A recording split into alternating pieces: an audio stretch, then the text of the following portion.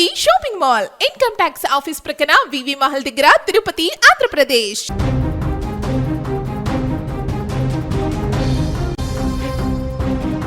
కన్న ప్రేమ కరువైంది, బంధుత్వం బందీ అయింది.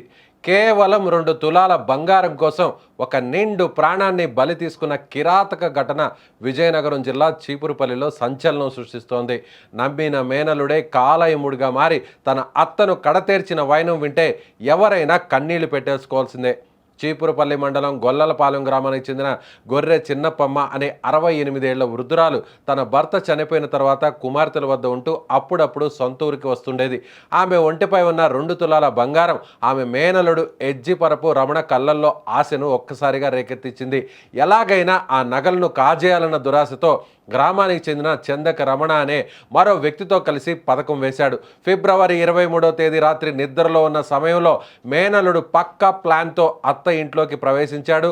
పండు ముసలి అని కూడా చూడకుండా ఆ వృద్ధురాలి గొంతు నిలిమి అత్యంత క్రూరంగా హత్య చేశాడు. ఆపై ఆ నగలను ఇద్దరూ సమానంగా పంచుకున్నారు. అక్కడితో ఆగని నిందితులు నేరాన్ని కప్పుపించుకోవడానికి సినిమా ఫక్కీలో ఒక ఫ్లెక్సీలో మృతదేహాన్ని చుట్టి బైక్ మీద తీసుకెళ్లి నాగన్న చెరువు గట్టు సమీపంలో పాతిపెట్టారు. చాలా రోజుల వరకు ఈ విషయం ఎవరికీ తెలియలేదు. తల్లి ఫోన్ కలవకపోవడంతో ఆందోళన చెందిన కుమార్తెలు పోలీసులకు ఫిర్యాదు చేయడంతో అసలు కథ వెలుగులోకి వచ్చింది. చీపురుపల్లి పోలీసులు అత్యంత చాకచక్యంగా దర్యాప్తు చేపట్టి నిందితుల కదలికలపై నిఘా ఉంచారు. చివరకు మంగళవారం నిందితులిద్దరిని అదుపులోకి తీసుకుని విచారించగా వారు చేసిన పాపం ఒప్పుకున్నారు. తహసీల్దార్ సమక్షంలో మృతదేహాన్ని వెలికి తీసి పోస్ట్ మార్టం నిర్వహించారు. కేవలం 26 గ్రాముల బంగారం కోసం ఒక మేనల్లుడు ఇంతటి ఘాతుకాన్ని కొడిగట్టడం ఆ ప్రాంతంలో తీవ్ర చర్చనీయాంశంగా మారింది. నిందితుల్లో ఒకరైన చందక రమణ గతంలో విశాఖలో తాపీ పని చేసేవాడు. మరొకడు రమణ వంట మాస్టర్గా పనిచేస్తూ తన చెడు ప్రవర్తనతో కుటుంబాన్ని కూడా దూరం చేసుకున్నాడు. ఇప్పుడు ఇద్దరు ఊచలు లెక్కబడుతున్నటువంటి పరిస్థితి. ఇది ఈ గొర్రె చిన్నప్పమ్మ అని గొల్లపాలెం విలేజ్, 68 ఇయర్స్, ఈ కాపు కమ్యూనిటీ.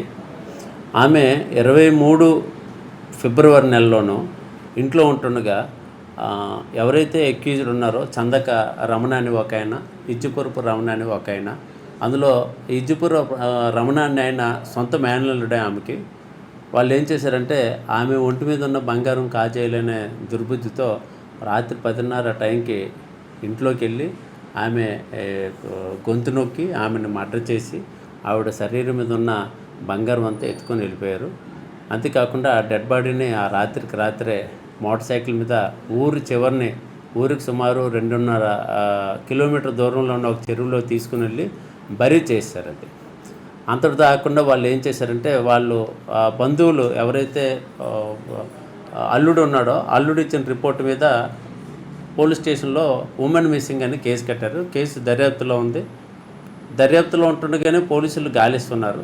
పోలీసులు గాలించడమే కాకుండా రక్త బంధువులు కూడాను వీళ్ళని సస్పెక్ట్ చేయడం స్టార్ట్ చేశారు. వీళ్ళు ఏం చేశారంటే అనుమానం వస్తుంది, ఎలాగైనా తప్పించుకోవాలనే ఉద్దేశంతో వీళ్ళు పైడి భీమవరం వెళ్ళి అక్కడ ఒక కిల్లిబెట్ట దగ్గర ఒక సెల్ ఫోన్ తీసుకొని అక్కడ నుండి వీళ్ళు కూతురికి, డిసీజ్డ్ కూతురికి ఒక మెసేజ్ పెట్టారు. మీ అమ్మ క్షేమంగానే ఉంది, తునిలో ఉంది, మీరు వచ్చి తీసుకొని వెళ్ళిపోండి అని చెప్పి మెసేజ్ పెట్టారు. వాళ్ళ చనిపోయిన ఆ ముసలమ్మ ఫోటో కూడా పంపించారు, ఫోన్లో కూడా మాట్లాడి చెప్పారు.